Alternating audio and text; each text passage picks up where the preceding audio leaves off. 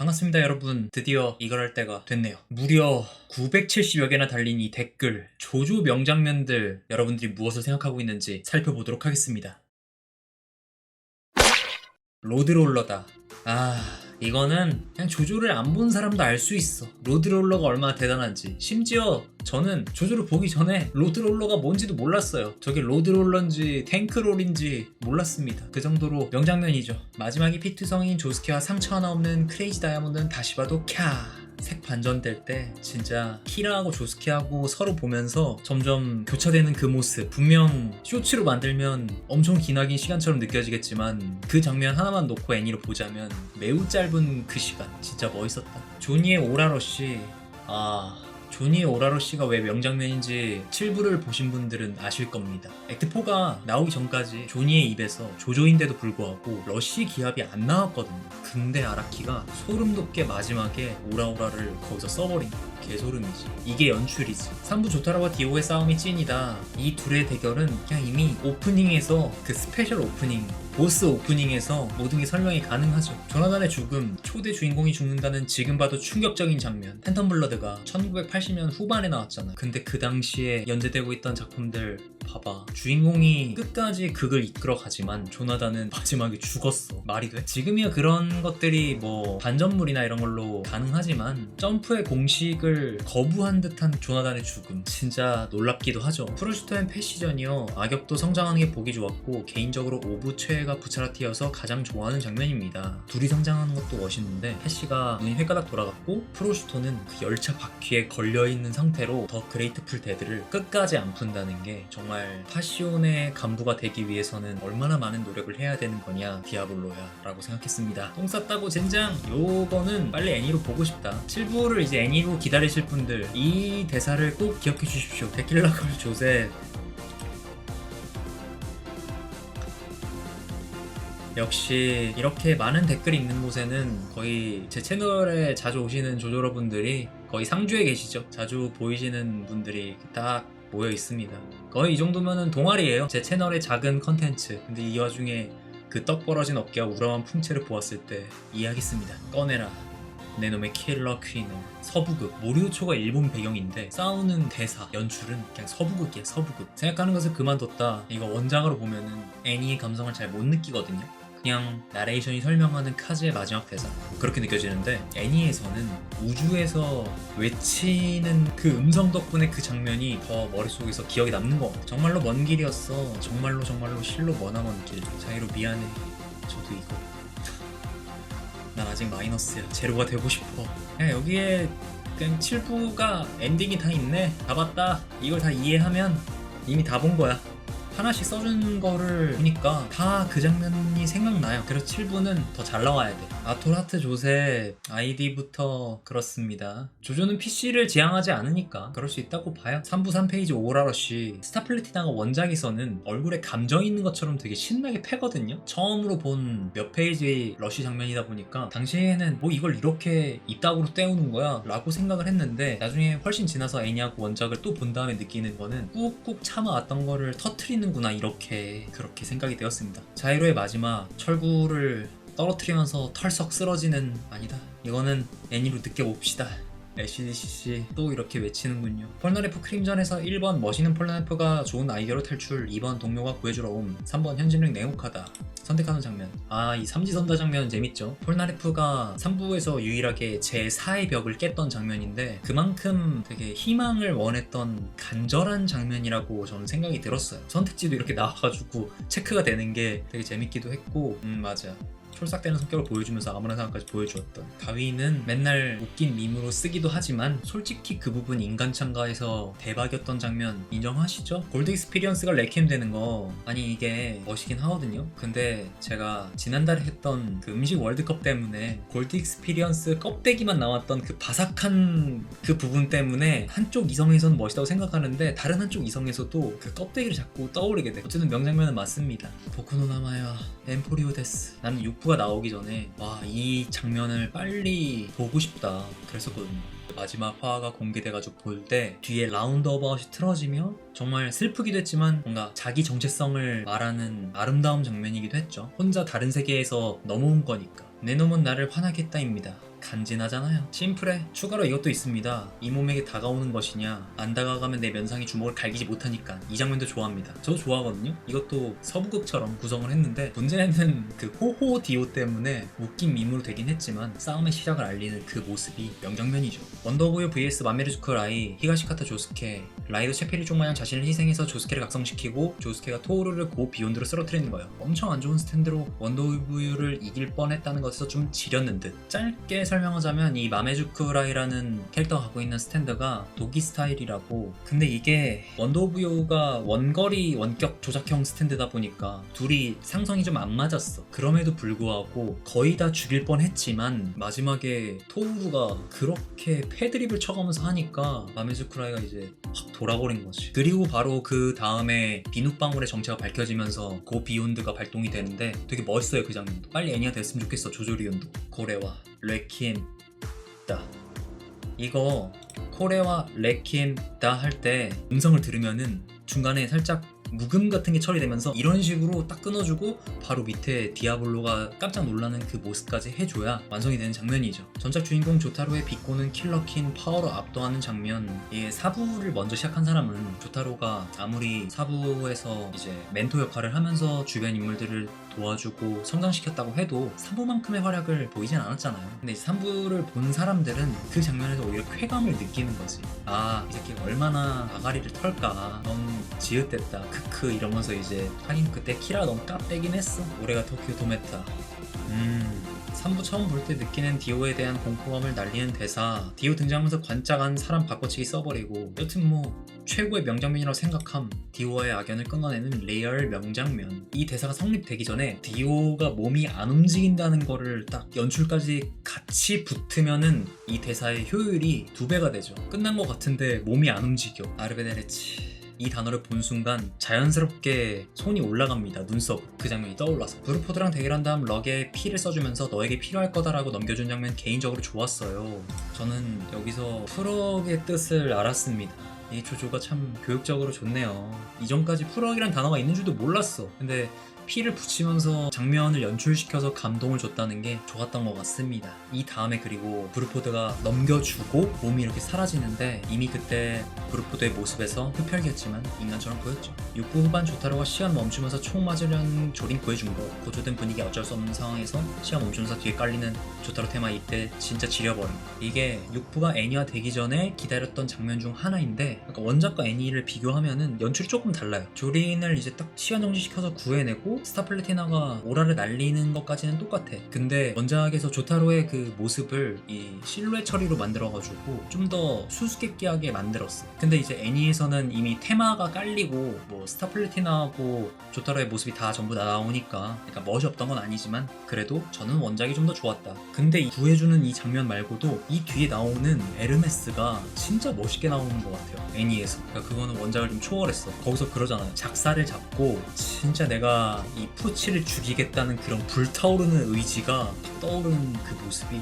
에르메스가 진짜 멋있었습니다. 시게치의 죽음, 시게치를 다시 볼 수 있었던 장면, 마지막까지 조스케를 외치면서 힌트까지 죽고 죽는 게 인상적이었음. 이것도 원작을 초월했다. 왜냐, 시게치가 문고리를 잡았을 때 킬러킨하고 키라하고 모습이 교차되면서 말하는 게 엄청 심플하지만 무서운 연출이었다. 그리고 애니가 정말 좋은 게 키라의 그 팔이 터질 때 한 번에 펑 터지는 게 아니라 금 가듯이 터지는 그런 연출들이 몇 개 있잖아요. 그러니까 시게치가 죽을 때 외치는 그 단말마가 절박함이 느껴졌다고 생각이 듭니다. 4부 엔딩이 최고라고 생각합니다. 소년 만화의 정석. 4부 엔딩을 좋아하는 이유 중 하나가 또 뭐냐면은 다들 다 좋게 그런 행복한 일상으로 돌아간 것도 좋은데 핍진성을 좀 유지시키려고 모리오초에서도 이런 일들이 있었다라고 이제 코이치가 설명을 하는 것까지 넣어줘가지고 더 좋았어요.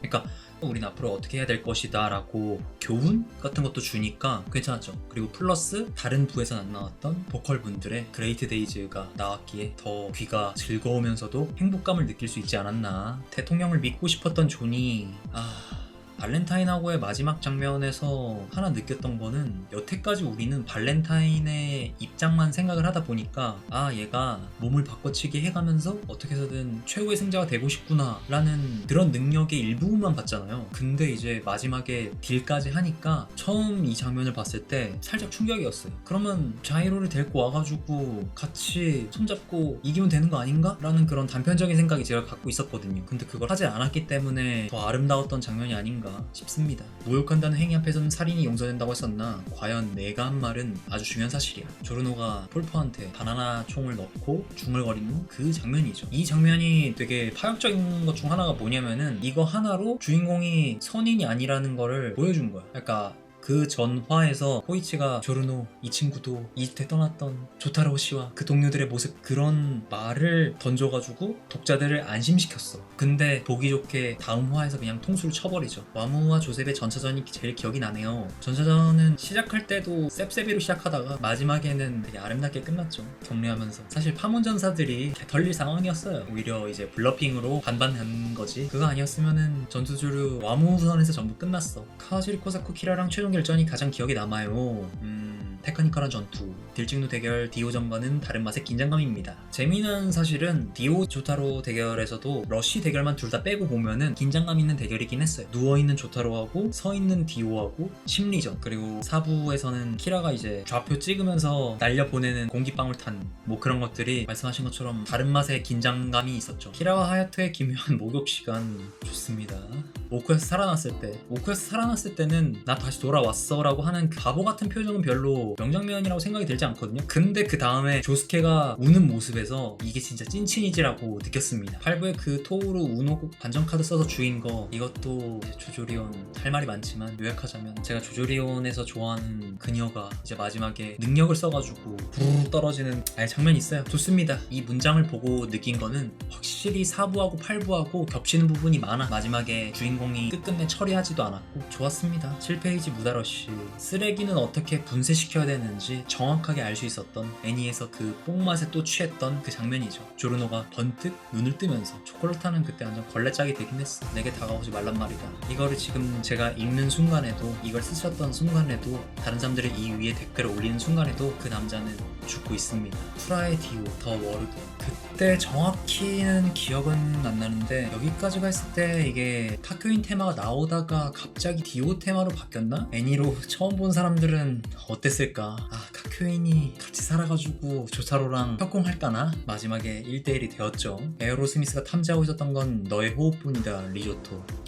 이 장면도 되게 좋아요. 벌써 지금 상상이 돼. 도피오 모습이지만 성우는 이제 디아블로 성우분이 이제 말씀하시고 있었던, 그리고 색깔도 도피오 머리 색깔을 파란색으로 하고 죽음의 색처럼 흑백으로 다 바꿔놨던 게, 비록 리조토가 활약한 거는 거의 2.5화에 불과한데 영향은 엄청 많이 주었죠. 기둥 속 산의 등장씬, 내가 여태까지 본 애니 중에서 이거 이길 등장씬 없음. 카즈 패션 보고 포즈 보고 이게 기묘함의 정점이구나 생각했음. 2, 3인방은 완목 빼고 정상이 아님. 한놈은 50대 아줌마 다리로 기타놀이를 하지 않나. 한놈은 팔 하나 잘렸는데 존나 질싸다 갑자기 급정들을 하지 않나. 조조의 역대 악역 중에서 제일 게이 같고 기묘. 심지어 카즈는 머리도 길어가지고 잘못 봤다간 여자로도 생각할 수도 있겠죠. 이 세 명이 처음에 등장했을 때 콜로세움 그 장면도 기묘하긴 했는데 전 잊을 수 없는 건 그래도 오프닝에서 그 장면이죠. 그건 정말 잊을 수가 없다. 요코소 오토코노 세카이. 남자의 세계. 보고 싶다 7부. 링고가 정말 대단한 게 7부의 전체 에피소드를 봤을 때 등장한 거는 기껏해봐야 애니로 나온다면 한 2화 정도 되겠지만 끼친 영향력은 거의 1순 후에 모든 캐릭터들의 동기나 이런 거에 대해서 다 영향을 끼친 인물이. 아라키가 잘 깎았어. 좋죠 이거. 고 비욘드.